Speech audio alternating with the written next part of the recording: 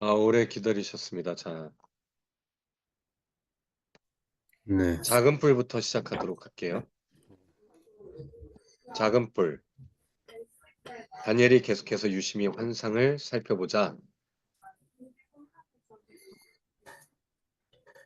이 짐승의 머리에서 환상을 살펴보았더니 이 짐승의 머리에서 또 다른 작은 뿔이 나오는 것을 보았다. 그 과정에서 첫 뿔들 중 세 개가 뿌리채 뽑혔다. 이 작은 뿔은 사람의 눈과 큰 사건들을 말하는 입을 가지고 있는 것으로 묘사된다. 주석가들은 8장에도 보수적인 주석가들이 안티오쿠스 에피파네스와 동일시했던 작은 뿔이 있는 것에 주목해왔다. 이것은 다니엘 7장의 작은 뿔도 다음 단계의 그리스나 마카비 시기에 나온다는 증거로 채택되어 왔다. 다니엘 8장의 작은 뿔은 다니엘 7장의 작은 뿔과는 전적으로 다른 맥락에서 나온다는 것을 관찰해야 한다. 두 뿔이 작다고 묘사되고 있지만 다니엘 7장의 뿔은 다니엘 8장에 있는 뿔처럼 자란다고 말하지 않는다. 둘 다 작은 뿔이기 때문에 두 뿔들이 하나이고 같은 것이라고 추정하는 것은 상반되는 것을 고려하지 않고 문제를 유사하다고 추정하고 결정하는 것이다. 이와 관련하여 글리스 나처가 쓰기를 8장에 있는 작은 뿔이 그리스 제국의 지배자 안티오쿠스 에피파네스를 가린다는 것은 의문시될 수 없다. 그러므로 비평가들은 같은 용어가 사용되기 때문에 7장에 있는 작은 뿔이 같은 인물을 지적함에 틀림없다고 추정한다.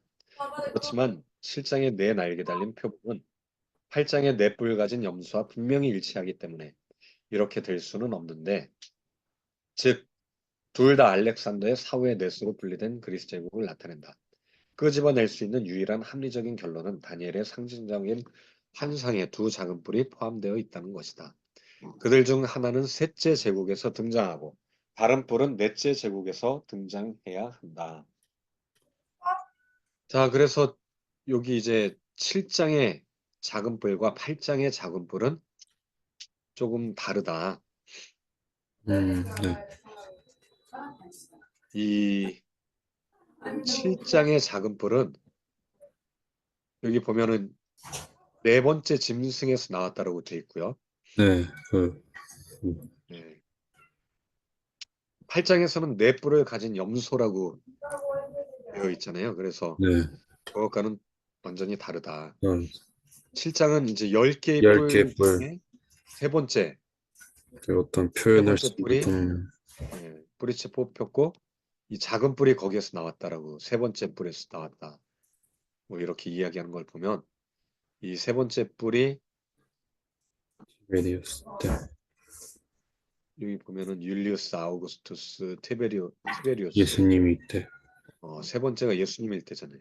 네, 근데 뭐지? 그래서 네, 이 예수님일 때고 내용으로 뭐 카톡방에서 막 토론방에서 대화를 나누는데 어떤 분이 네, 아직 그 10개 뿔은 이루어지지 않았다라는 그런 분들이 있더라고요. 저 그쵸 이제 세대주의적으로. 그 보수적인 어떤 해석하시는 분들 중에는 이제 열 뿔은 아직 이루어지지 않았다. 네, 유럽 연합이 열 뿔이다. 뭐 이렇게 주장하시는 분들도 있고 미래 앞으로 나타날 나라들이다. 이렇게 이제 해석하시는 분들도 있죠. 그 71회 중에서 69일에까지가 예수님이었다고 하고 아직은 이제 한 일회가 네, 일어나지 나머지 한 않았습니다. 일에는 아직 네, 오지 않았다. 이렇게 쭉 길게 연장됐다는 2000년 이상 연장됐고 네, 마지막 일회가 이제 7년이잖아요. 7년. 네, 한 일회가 7년이니까 그때가 언제 시작하는 거냐면은 딱 누군가 와서 내가 그리스도다라고 하는 사람이 나타나면은 그 7일회가 시작되는데 그중에 3년 반은 평화의 왕으로 있다가 네, 3년 반은 억압하는 적그리스도로 나타날 거다. 그 7년이 딱 지나면은 이제 그게 이제 7년 대환란이라고 네, 맞아. 하죠.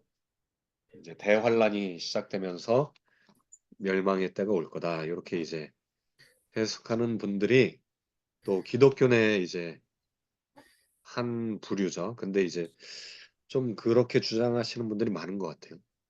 근데 그게 찾아보니까 저희께 원래 더 옛날에 있었던 종교개혁도 있었던 생각이고 예, 이거는 19세기에 나왔던 주장이라고 하더라고요. 예. 왜냐면 예수님이 하도 안 네, 오니까 네, 이제 아마 그러면 이게 마지막 때 뭔가 큰 일이 있을 거다. 네, 그러면서 2차 막 세계대전이 일어나고 하니까 네.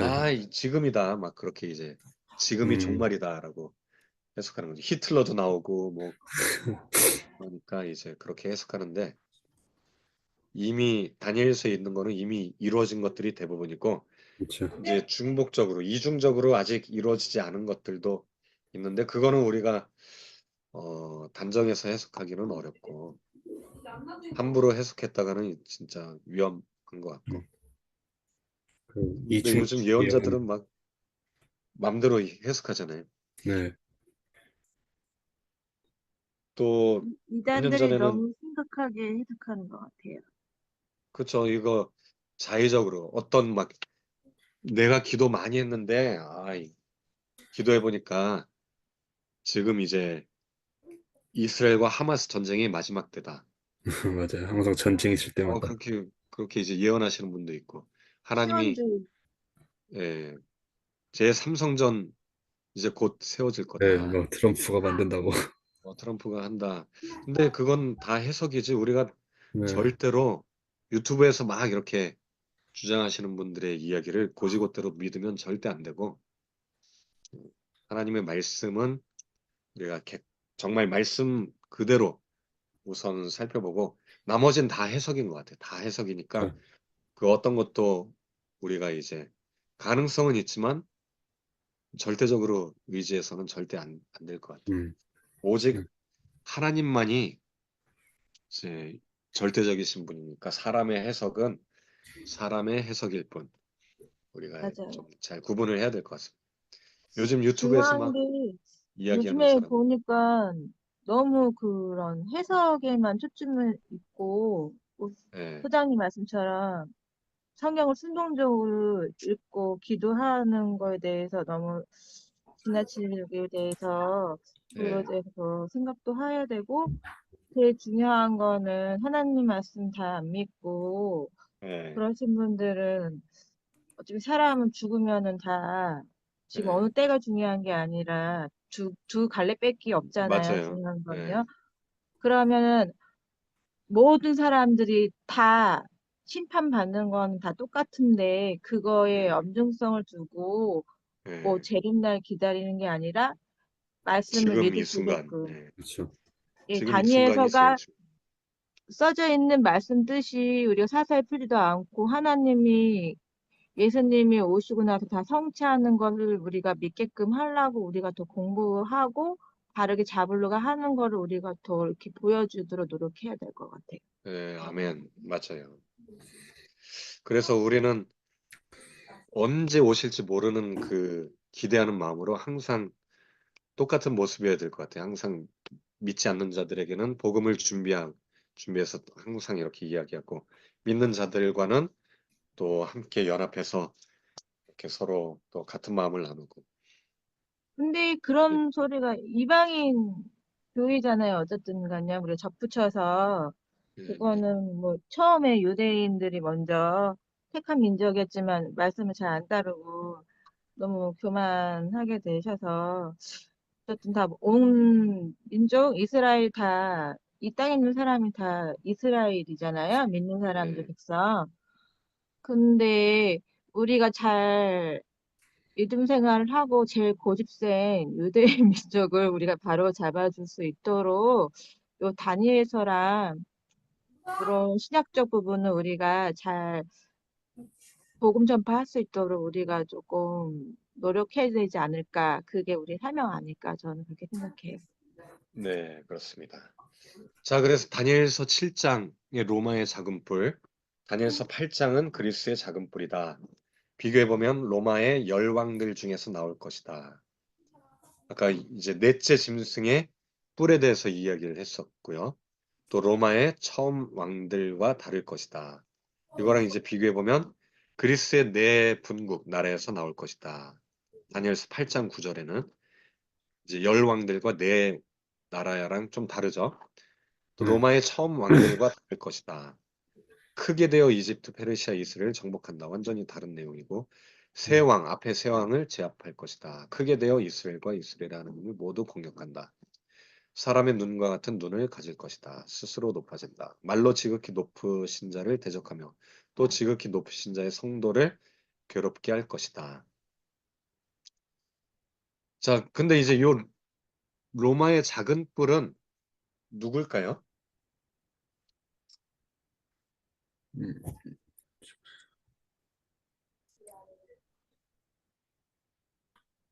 로마의 작은 뿔이요? 네. 그 열 명의 왕. 열 왕 중에 세 왕들을 앞에 세 왕을 제압한다고 했잖아요. 네. 예수님 때 나온다고 돼 있는데 누굴까요? 네. 어, 아까 보였는데. 이제 세 뿔 중에 작은 뿔이 나오니까 네. 아마도 이 분봉왕 네. 이제 헤롯과 같이 사람들을 괴롭히고 성도들을 이제 괴롭게 한 자. 뭐 이렇게 이제 우선 1차적으로 해석하고 또 때와 법을 변개할 것이다. 또 1260일 동안은 성도들을 다스릴 것이고 그 뒤에 성도들이 그 나라를 얻을 것이다. 요거는 또 이중적인 것 같아요. 미래 일에 대한 것을 또 보여주는 것 같고 네, 맞아요. 예. 5번 메일주변 이왕계시록이랑. 제사를 중지시키고 유대 종교를 땅에 집합니다. 이거는 안티오쿠스 에피파네스 이야기인 네. 것 같고 그래서 실제 이전에 있었던 왕들에 대한 새 이야기다. 왕들을 제압할 것이라가. 포톨레미아랑 안티오코스랑 먼저 싸움 있고 나중에 로마 네. 싸움 있을 때 그때 왕 아니에요? 그 바로 티베리우스.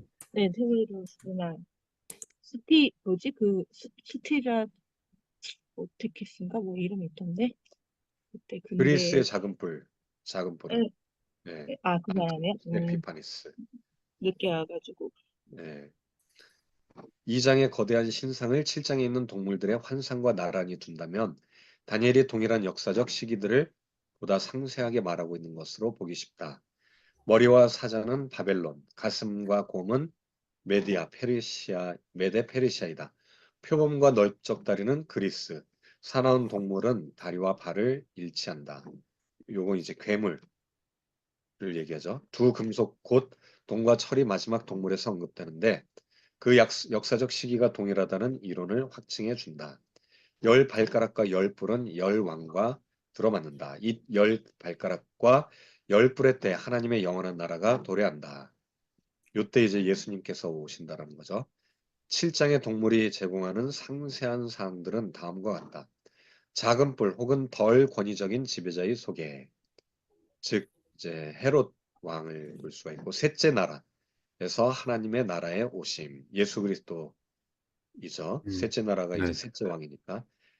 또 1260일 동안 작은 뿔에 의한 성도들의 핍박. 요거는 이제 셋째 나라에서 이런 일이 있었을까 생각해 보면 네. 정확히는 없는 것 같고 요거는 어쩌면 미래에 대한 예언으로 해석할 수가 있는 것 같고 작은 돌인 바위에서 나오고 자라서 이 장에는 온 땅을 가득 채우는 나라와 대비하여 인자가 그 나라를 상속받기 위해 옛적부터 계신 이에게로 올라가심. 넷째 나라에 의한 때와 법을 변개하려는 시도. 여섯 번째, 모든 나라가 지극히 높으신 하나님을 경배하러 올 것이다. 일곱 번째, 하나님 나라가 사람들 위에 다스리게 될 정확한 횟수. 로마 위에 다스리게 될 정확한 횟수.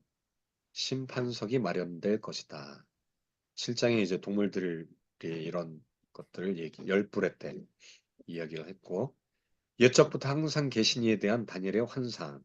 7장에 보면 이제 이에 대한 환상을 봤는데 이는 누구일까요? 옛적부터 항상 계시니 한, 창조주겠죠. 창조주 예수 네. 그리스도. 내가 보았는데 왕자가 놓이고 옛적부터 항상 계시니가 좌정하셨는데 그 옷은 희기가 눈 같고 그 머리털은 깨끗한 양의 털 같고 그 보좌는 불꽃이요 그 밖에는 붙는 불이며 불이 강처럼 흘러 그 앞에서 나오며 그에게 수종하는 자는 천천히요 그 앞에 시위한 자는 만만이며 심판을 베푸는데 책들이 펴 놓였더라. 그때 내가 그 큰 말하는 작은 뿔의 목소리로 인하여 주목하여 보는 사이에 짐승이 죽임을 당하고 그 시체가 상한 바 되어 붙는 불에 던진 바 되었으며 그 남은 모든 짐승은 그 권세를 빼앗겼으니 그 생명은 보존되어 정한 시기가 이르기를 기다리게 되었더라. 내가 또 밤 이상 중에 보았는데 인자 같은 이가 하늘 구름을 타고 와서 옛적부터 항상 계신 자에게 나와 그 앞에 인도되매 그에게 권세와 영광과 나라를 주고 모든 백성과 나라들과 각 방언하는 자로 그를 섬기게 하였으니 그 권세는 영원한 권세라 옮기지 아니할 것이요 그 나라는 패하지 아니할 것이니라. 이전 나라들의 보좌들은 심판을 받는다. 그리고 영원하신 하나님을 묵시적으로 묘사하는 옛적부터 항상 계신 이가 이 나라들을 심판하시기 위해 앉아 계신다. 옛적부터 항상 계신 이는 눈처럼 흰 옷을 입고 계신데 완전한 순수성의 상징이고 그의 머리는 흠없는 양털 같다. 다니엘의 환상을 예수님이 승천하시기 777년 전에 일어났던 이사야 6장 11절 그래서 15절과 비교해봐라. 이사야 1절에서 5절까지인가? 11절에서 15절 11에서 15절과 비교하라. 예수님으로 생각되는 요한의 환상과 비교하라. 계시록 1장에 보면 이런 모습과 일치한다. 마지막으로 사람같이 보이는 에스겔의 환상 1장 26절과 비교하라. 예수님도 동일한 용어인 인자를 사용하셨다. 에스겔의 예언은 로마인들이 마침내 주후 73년 마지막 유대인들의 저항을 전복시키기 666년 전에 있었다. 주후 773년에 666년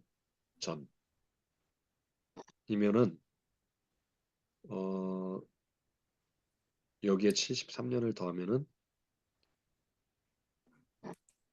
73년을 빼야 되죠. 여기서 73년을 빼면은 580, 593년, 593년, 593년에 있었다. 불은 성경에서 종종 하나님께서 자신을 나타내시는 매체인데 그 보좌는 불꽃이요. 그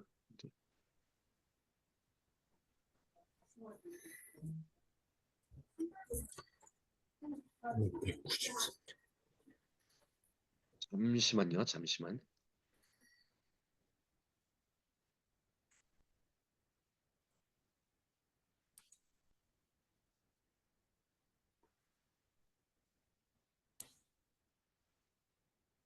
하늘의 보좌를 마차로 생각한다는 것이 흥미롭다. 불이 강처럼 흐른다는 것은 하나님의 권능이 불가항력적이고 그분을 감히 접근할 수 없다는 것과 마찬가지로 죄인들에 대한 그분의 판결을 대행하여 집행한다는 것을 상징한다. 지금 계속 요 환상이 예수 그리스도의 환상이다라는 걸 이야기하는 거죠.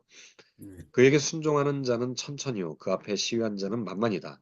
무수한 천사들의 무리가 옛적부터 항상 계신 이 앞에서 섬기는 한편 수천이 넘는 자들이 심판을 기다리며 그분 앞에 서 있었다.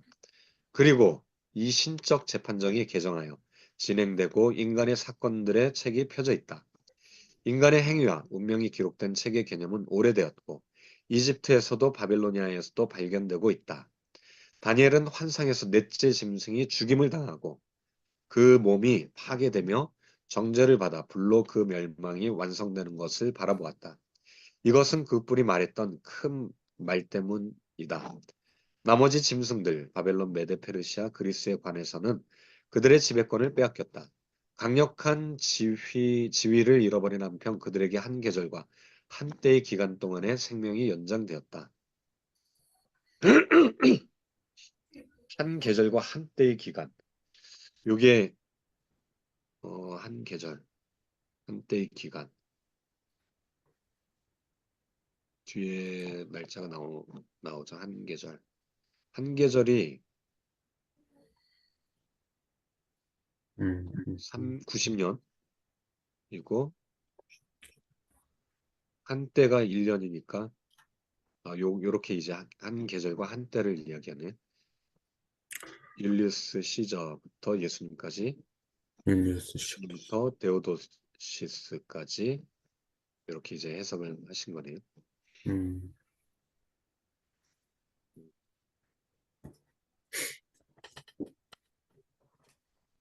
심판의 모습이 짐승들에 관해 제시된다. 죽임을 당하지만 한 계절과 한 때의 기간 동안에 생명이 주어지거나 연장된다. 남아서 다스리도록 허락된 것처럼 보이지만 하나님의 나라가 통제하는 꼭두각시나 인형에 불과하다. 기한은 한 해의 4분의 1이다. 앞에서 논의했던 것처럼 1년은 360년으로 계산하고 따라서 계절 기간은 90일이나 90년이 될 것이다. 창조 후 3940년 주전 61년의 첫 번째 시절로부터 그리스도가 죽으시고 하나님의 나라가 세워지는 창조 후 4030년 주 30년까지 90년이었다. 첫째 로마 황제는 360년 후 주후 390년에 다음과 같이 교회의 요구에 굴복할 수밖에 없었다. 데오도시우스는 폭동에 대한 보복으로 데살로니가에서 7,000명을 학살했다. 밀라노의 주교 암브로시우스는 이 행동에 대해 그가 회개할 것을 강요했고 이로써 제국의 지배로부터 서방의 교회의 독립을 강조했다. 어, 그가 무릎 꿇고 회개를 했었죠. 그래서 이제 암브로시우스의 굴욕 뭐 이렇게 이야기하는 걸로 알고 있는데 자, 이 하나님의 나라의 왕의 또 다른 모습이 13에서 15절에 주어져 있다. 인자가 왕이 되었을 때 구름을 타고 성부 하나님께로 가는 것이 아주 중요한데 이 구절을 그리스도가 성부로부터 돌아오실 때 그분의 재림으로 생각하는 사람들이 있다. 요한복음, 사도행전, 마태복음의 언급을 주목하라. 이 나라는 가시적인 나라가 아니라 사람들의 마음에 있는 것이고 그리스도를 신뢰하는 자들을 위해 세세토록 계속될 것이며 그러므로 이 구절을 천년왕국 자체로 이야기할 수 없다. 자, 그래서 요게 이제 이 구절이 이중적이다. 이제 마지막 때 재림으로 생각하는 사람들도 있다라고 하는데 근데 이제 요 말씀들을 보면은 사람들의 마음에 있는 것이다. 그래서 천년왕국으로 이야기할 수는 없다. 그 꿈의 셋째 장면과 해석이 아주 상세하게 특히 예수님의 사역에 관하여 제시된다. 부가되는 특정한 내용은 작은 뿔인 본디오 빌라도 때 본디오 빌라도 헤롯 헤롯이 아닌가 보네. 본디오 총독이네요. 총독 본디오 빌라도의 음, 때를 지시한다. 작은 뿔은 본디오 빌라도. 네. 성도들을 괴롭히고 법을 변개하려 생각한다. 유대인들을 괴롭히고 하나님의 법을 깨뜨리려고 했었으니까 본디오 빌라도의 때를 지시한다. 요세푸스는 빌라도의 등장에 관해 우리에게 무언가를 말해준다. 그러나 이제 유대 행정관인 빌라도는 유대 율법을 제거하기 위해 법을 바꾸려고 했었네요. 군대를 가이사랴에서 예루살렘으로 이동시켜 거기에 겨울 주둔지를 두었다. 그래서 시저의 조상을 도입하였는데 시제의 조상, 어, 시저의 조상이 이게 아마 우상을 얘기하는 것 같은데 시제의 그 동상 같은 거 국기 위에 있었고 그것들을 도시로 가져왔다. 반면에 우리의 율법은 형상을 만드는 것 자체를 금지하고 그 때문에 이전 총독들은 그러한 장식들을 하지 않은 그러한 국기들을 가지고 도시에 들어가는 버릇이 있었다. 이게 이제 국기 위에 그 모형을 이야기하는 것 같아요. 음. 시조상이라고 하는 그거를 조상? 조각상. 아, 아, 음, 조각상이라고 조상이라고 하니까 이제 헷갈린데. 우리 이전에도 조각상 나왔었잖아요, 여기. 네, 시저하고 네, 사진. 예, 아우구스투스, 율리우스 그런 조각상들. 그거를 이제 쿠키 위에다 매달았다라는 거죠.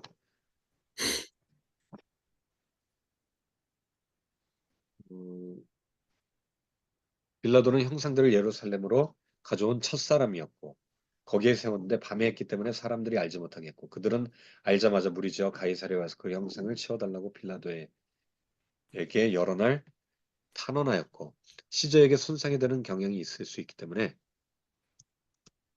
그들의 청원을 허락하지 않는데도 끈기 있게 요청하는 한편 여섯 잔날에 와서 그가 와서 심판석에 앉는 동안에 그의 군병들에게 무기를 몰래 지니도록 명령했는데 그 자리는 도시의 공개된 장소에 준비되어 있어서 그들을 박해하려고 준비하던 군대를 숨기고 있었고 유대인들이 다시 그에게 청원하자 군병들에게 그들을 포위하려고 신호를 보내고 그를 귀찮게 하지 않고 집으로 돌아가지 않으면 당장 죽여서라도 벌하겠다고 위협했다. 그러나 그들은 엎드려 땅에 엎으려 목을 내밀고 땅에 엎드려 목을 내밀고 그들의 율법의 지혜를 범하기보다는 차라리 기꺼이 죽음을 당하겠다고 말했다. 빌라도가 아주 법을 변개했네요. 나쁜 놈이었네요.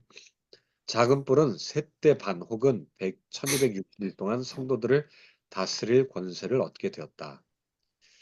아, 빌라도는 창조 후 4026년 주 26년 가을에 유대 행정관이 되었다. 3년 반이면 예수님 죽을 때가 됐네. 그리스도는 주후 30년, 3년 반 혹은 1260일 뒤에 죽으셨다. 이렇게 해석할 수 있네요.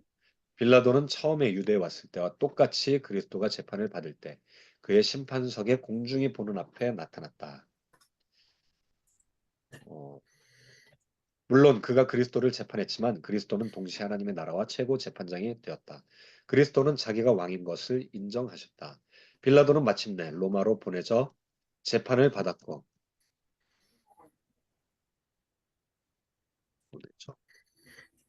보내어져 보내어져서 재판을 받았고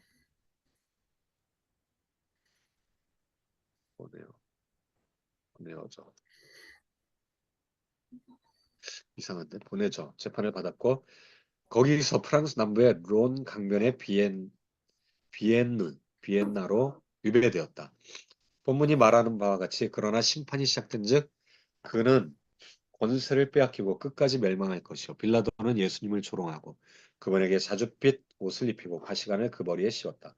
그 자신의 군병들과 유대인들이 그분을 욕하고 그분의 얼굴에 침을 뱉고 치는 것을 멈추게 하려 하지 않았다. 빌라도가 왜 예수께서 그를 두려워하지 않느냐고 묻자 예수께서는 위에서 주지 아니하셨다면 나를 해할 권세가 없으리라. 고 대답하셨다. 느부갓네살의 인식을 확증하는데 땅의 모든 거민을 없애는 것 같이 여기시며 하늘의 군사에게든지 땅의 거민에게든지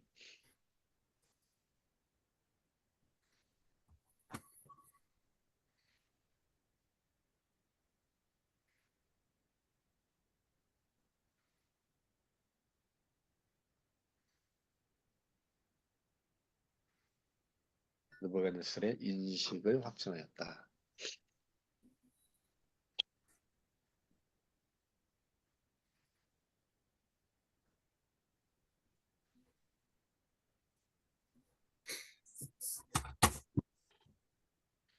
그는 자기 뜻대로 행하시나니. 이게 마지막이네요. 다니엘을 위하여 환상이 해석되다. 이때 그가 모든 백성들과 나라들과 방언들이 그를 섬길 권세와 영광과 나라를 받았다. 인자는 주 예수 그리스도의 모습이다. 그분에게 하늘의 구름이 함께 있다는 표현은 그분의 신성을 의미한다.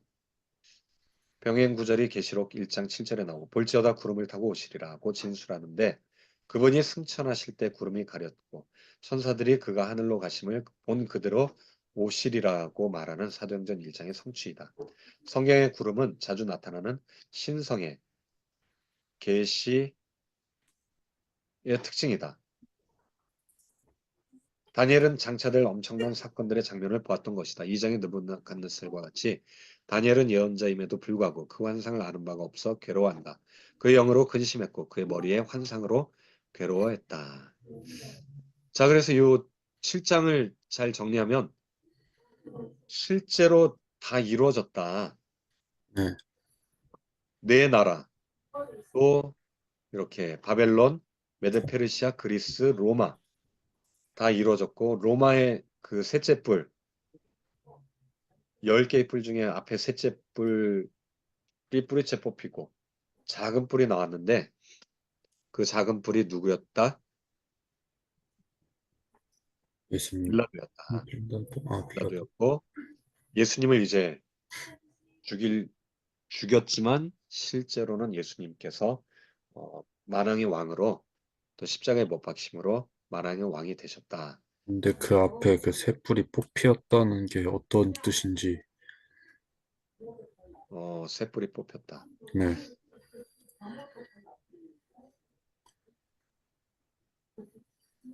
어떤 뜻인 것 같아요? 악한 영들, 뭐 시온주의나 템플릿 기사단 뭐 이렇게 조금 이적 행하시는 뭐 바리새네 서기관과 쪽에 조금 악하게 말씀을 그릇된 그런 모임? 그 사람들 뒤에 있는 악한 영이 꼬리를 뽑지 않았을까요? 그 세파? 제가 봤을 때는 누구야? 세파?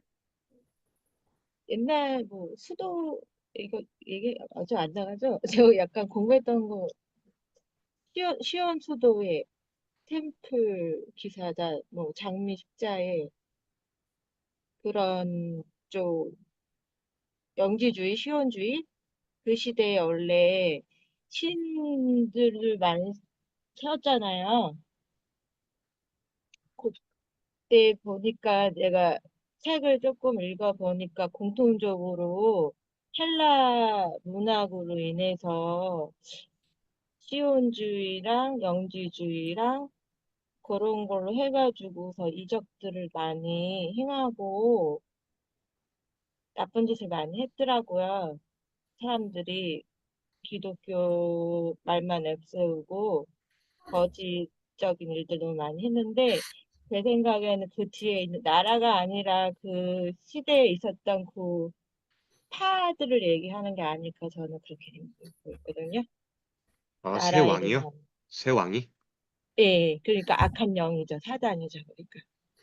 그러니까 어, 아니 근데 열왕은 로마의 황제를 예, 그거는 이야기하고, 여랑은 로마의 황제인데 그러니까 이게 내가 봤을 때는 우리가 생각하는 그 나라 싸움이 아니라 네. 하늘에 있는 그 악한 영, 그 검은새 나쁜 그 뒤에서 그 한마디면은 그 뒤에 있는 이 땅에 있는 사단의 아들들인 거죠. 그래서 예수님이 죽 십자가에서 못 박히고 나서 그 음부 세계를 가가지고 그 우리가 모르는 일인데 제가 알기로는 그 사단이 예수님을 승리했다 생각했는데 알고 보니까 예수님이 죽으신 게 아니고 하늘로 승천을 하신 걸 보고 되게 열이 받았다는 그런 걸 내가 저기 책에서 읽은 적이 있어요. 그래서 승리했다는 개념이 모든 악한 권세를 다 이기셨다는 말씀이 사단이 자기께 자기가 넘어져가지고 졌다는 그런 말이 있거든요. 그러니까 그 세 명의 뿔들도 제가 봤을 때는 나라 이름이 아니고 그냥 그것은 악한 그런 시원주의 무슨 이단, 뭐 템플 기사단, 뭐 장미십자에 그런 사람들 얘기하는 것 같고 그리고 나서 그 열 개는 그 각 나라들로 뭐 동방교회 무슨 교회로 이렇게 흩어진 그 열 나라 그 왕일 건가 아닌가 저는 이렇게 생각해 본 적이 있거든요. 아, 근데 그거는 너무 이제 네. 해석인 것 같고, 그죠, 그죠. 여기 이제 그러니까 우리가 일관적으로 보면은, 네, 찾아봐야 될 거니까 좀 예, 그건 너무 해석인 것 같고, 예, 구체적으로 여기 사실적으로 새 왕은 앞에 새 왕이 맞는 것 같은데, 이제 율리우스, 아우구스티누스, 티베리우스, 이제 열 왕들을 작은 뿔이 제압한다는 거잖아요. 로마의 작은 뿔. 요 작은 뿔이 아까 빌라도였었잖아요. 네, 그러니까 빌라도가 이 세 왕들을 제압한다라는 의미를 지금 물어본 거 아니에요, 그렇죠? 그러니까 제가 봤을 때는 시온 수도의 템플 기사단 장로 십자에 아니 그거는 이제 있거든요. 너무 해석으로 아, 그죠, 그죠. 여기서는 그건 좀 너무 너무 지나간 네, 거고 네, 맞아요, 그거는 맞아요. 이제 네, 그거는 이제 한번 열왕도 해석으로 하면 뭐 이것저것 다 할 수 있잖아요. 그거는 네. 이제 나중에 생각해 볼 문제고 그거는 뭐 그리고 지금 열 왕이랑 새 교황의 왕을 이름, 제압하는 음, 작은 뿔. 우리가 작은 뿔 작은 뿔이 이제 뒤에 이제 빌라도라고 했었잖아요. 네. 근데 빌라도가 새 왕보다 더 뭐 어떤 면에서 뛰어났을까 이렇게 이제 제압했다라고 했으니까 그 어떤 사람이 면에서 되게 제압했을까? 똑똑한 사람이라는 것까지만 저는 알고 있거든요. 똑똑한 사람. 빌라도가 새 왕보다 더 똑똑했다. 네, 그 시절에 네. 그 사람들이 형태를 다 알아서 그 사람이 미리 다 그거를 좀 생각하고 다 행동한 사람이라고 했거든요. 그 되게 현명한 사람이라는 걸로 저는 알고 있거든요. 근데 그게 혹시 어디 나와요? 예, 제가 읽었던 게 책이 성경에. 어딨니? 성경에는 성경 없어요. 그 성경 구절을 그 써놓은 게 있었는데 살짝 8절에 보면 뿔, 작은 뿔, 첫 번째 셋이 뿌리까지 뽑혔다. 근데 아마 사람의 그 눈 같은 눈들이 책에도 있고. 그거까지 설명해 있었는데. 24절. 또 하나가 일어나니 복종시킬 것이다.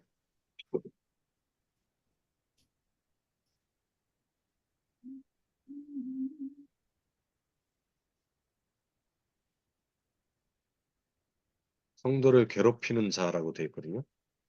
그 작은 뿔이. 아까 때와 법을 고치고자 한다. 새 왕을 복종시켰다. 그 아까 그 요세푸스 글에 뭔가 힌트가 있는 것 같은데, 그러면. 네, 맞아요. 요세푸스 그것도 요세푸스가 아까 전에 요 빌라도에 대해서 이야기했던 내용이, 그러니까 시저나 그 새 왕은 형상을 만들지 않았었잖아요. 근데 빌라도는 형상을 만들어서 아예 이들을 완전히 제압해버렸다라고 돼 있잖아요. 그런 모습이 새 왕을 꺾었다라는 표현이 아닐까. 새 왕을 그것도 제압했다. 이제 우선 성경적으로 그냥 그대로 봤을 때, 또 요세푸스의 글을 비교해 보면 새 왕들을 제압했다. 새 왕과 싸웠다라는 건 아니잖아요. 왜냐면 시대가 다르니까. 예, 네, 근데 이 싸우지는 왕들을 제압했다는 거는 이 왕들이 하지 않은 더 센 뭔가를 했다라는 건데 그게 아마 형상을 만들어서 왜냐면 뒷부분에 보면 지극히 높으신 자를 대적했다라고 성경 25절에 나오잖아요. 또 성도들을 괴롭혔다.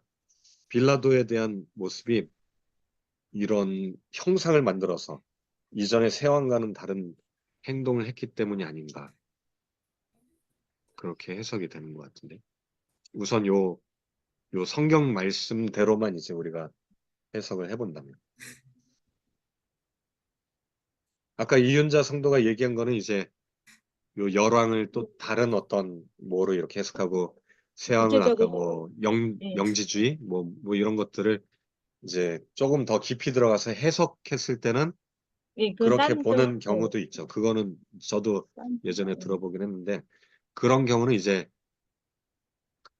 해석, 그분들의 해석인 거고 맞아요. 예, 우선은 이제 여기 다니엘이 이야기하는 해석은 빌라도인데 다른 세왕들과는 다른 모습을 갖고 있다.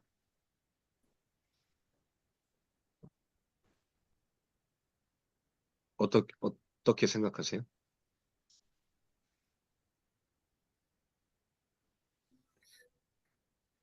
하여튼 빌라도가 예, 말씀하신 대로가 저도 예, 하다는 우선 여기 우리가 우선은 성경대로 해석하는 게 제일 정확하니까 성경을 참고해서 보면 될 것 같고.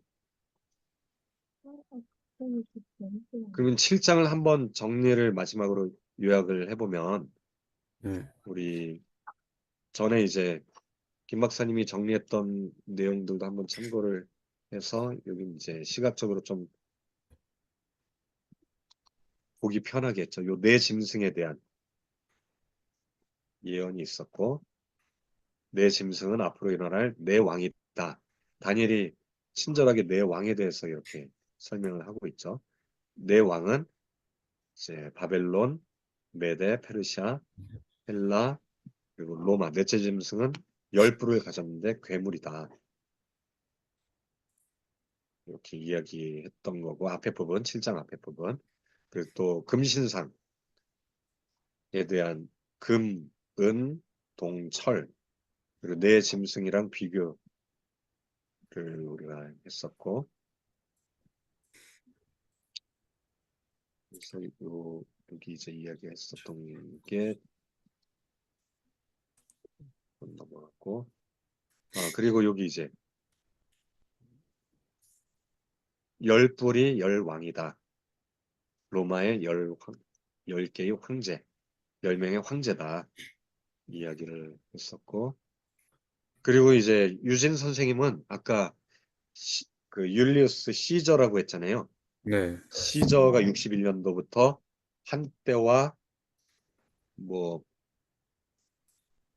한때와 한 한 계절, 계절 네, 했을 90, 때 90, 시저를 시작점으로 해서 네, 예수님의 죽음과 데오도시우스까지 했잖아요. 근데 어, 김 박사님은 폼페이를 시작점으로 해요. 폼페이.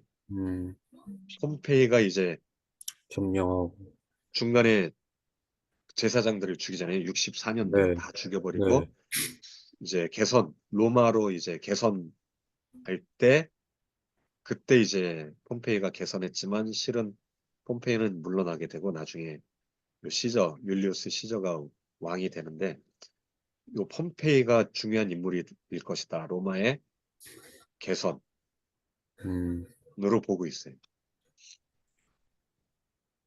세 번째 승리 이후에 로마로 이제 개선했던 거를 아주 중요하게 이렇게 보고 있습니다. 그 열 뿔 중에 작은 뿔이 나오는데 그 요 세 번째 티베리우스죠.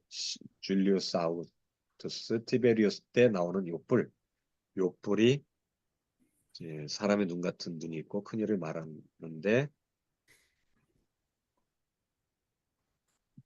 통치 권세를 빼앗겼다. 그들의 생명은 한 시기와 한때. 아까 1260일은 요 빌라도 네, 때를 얘기하고 90일은, 이제 90년, 360년은 예수님의 그 폼페이, 율리우스 시저부터 예수님 죽을 때까지 그다음 예수님 죽을 때부터 데오도시우스까지 이렇게 이제 우리가 해석을 하고 있죠. 그리고 중간에 나왔던 어, 옛적부터 계시니에 대한 모습은 요한복음이나 계시록에 보면 예수님입니다. 이분은 예수님이다. 예수님에 대한 묘사다. 그 이야기를 했었죠. 예수님이다.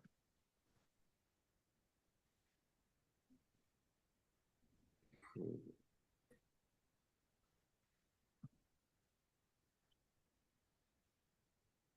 그리고 이제 그리고 또 마지막 때는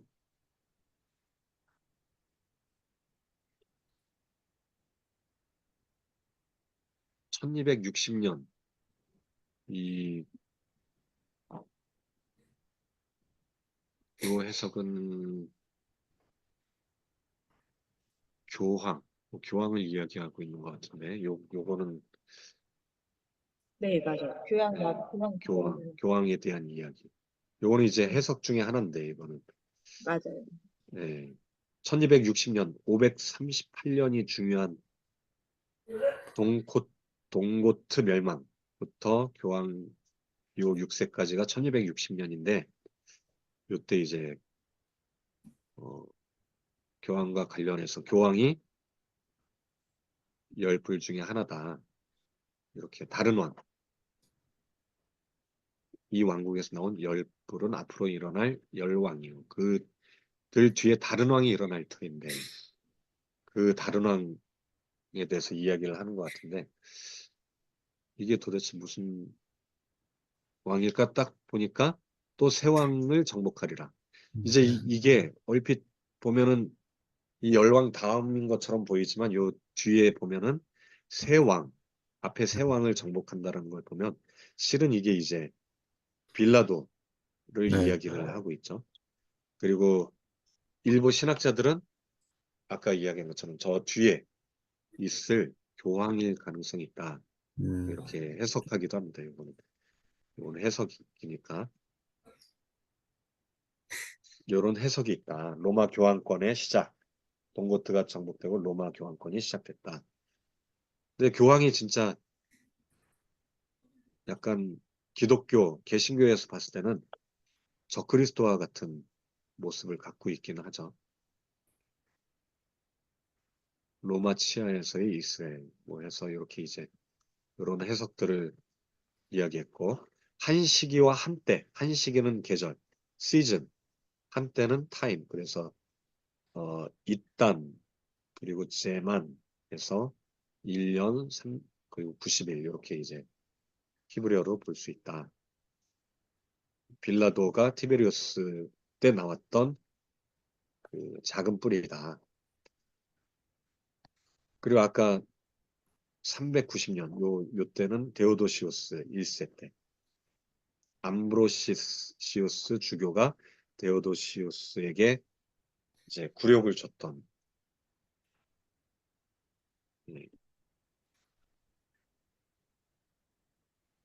이렇게 해석할 수 있다. 이것도 이제 빌라도 때가 아닌 미래로 해석한다면 요 해석이 이런 해석이 있다라는 거죠. 이건 아까 우리 글에서 다 읽었었고. 근데 이제 유진 선생님은 율리우스인데 김명훈 박사님은 폼페이오스의 개선일 네, 거다. 이렇게 이제 조금 해석이 조금 다른데 어쨌든 61년이 시작점은 동일하다.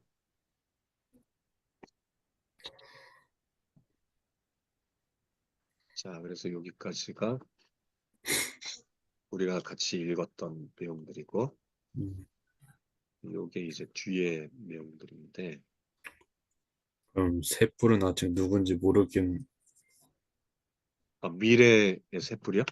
아니요, 그, 뽑혔다, 그거 아까 얘기했잖아요. 네, 그 교황 아니 율리우스 율리우스하고, 그리고 그 동상, 아우구스투스 아마 동상 때문, 그리고 티베리우스. 네, 그 뽑힌 게 동상 때문일 거라, 예, 네, 그거죠. 빌라도가 이제 강력하게 지금 네, 우상까지 만들어서 압박했잖아요, 이들을. 네, 그러니까 이새 왕들을 제압했다. 새 뿔이 뽑혔다라는 표현은 이제 우선 성경적으로 문자적으로 해석해 본다면은 새 왕들보다 더 강력하게 이제 이스라엘을 괴롭혔다. 음, 그런 표현으로 이제 그냥 요 말씀 안에서만 봤을 때는 네, 그렇게 보입니다. 근데 이제 미래적으로 또 이제 이중적이니까 미래적으로 봤을 때는 그거는 이게 열왕이 뭐 미래에 언제 나올 왕인지는 네, 그거는 잘 모르겠고 아까 이윤자 성도가 얘기한 것처럼 뭐 여러 해석들 중에 하나가 있을 수 있겠죠. 음, 근데 우선 여기에서는 과거에 일어난 일이다.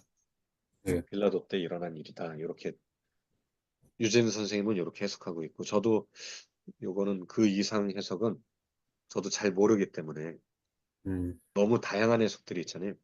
네, 유럽 연합에 대한 이야기도 있고 그리고 여기 저는 이제 근데 개인적인 건데, 예, 무슬림은 확실히 거기에는 언젠가 무슬림은 좀 마지막 시대에 많은 활약을 하긴 할 것 같아요. 제가 봤을 때. 마지막 때 그 요게 네, 이제 거기는 어디에 되는지 모르겠지만 무슬림은 확실히 맞는 것 같고 그게 옛날 유대인이랑 유대 계열의 그 파가 나눠져 있잖아요. 예, 그쪽이 화합이 잘 돼서 아마 그 가인과 아벨 쪽에서 가인 우리는 모르지만 이것도 뭐 계속 이제 지나가면은 성령님이 감동을 줘서 또 찾게끔 하실 건데 지금은 이렇게까지 생각을 못 하니까요. 정확하게 못 네, 하니까요. 네, 바인의 후손들이 아마 나타나서 깜짝 놀래키지는 않을까 그 생각은 하고 있어요. 우리가 모르지만 네. 뭐 깜짝 그거는 깜짝. 이제 뭐 마지막 때 뭐 그쵸. 일어날 그냥 그런 일들은 우리가 우리는 알지 그냥 못하니까 아 성경 말씀 그대로 이루어졌구나 이제 그렇게 되는 거겠죠. 그때는. 네, 근데 우리는 미리 내다볼 수가 없으니까요. 네. 음. 여기 보면은 김 박사님이 예전에 이제 뭐 정리했던 건데 뭐 그 서로마 제국 요때 열 뿔에 대해서 이렇게 정리를 해놨더라고요.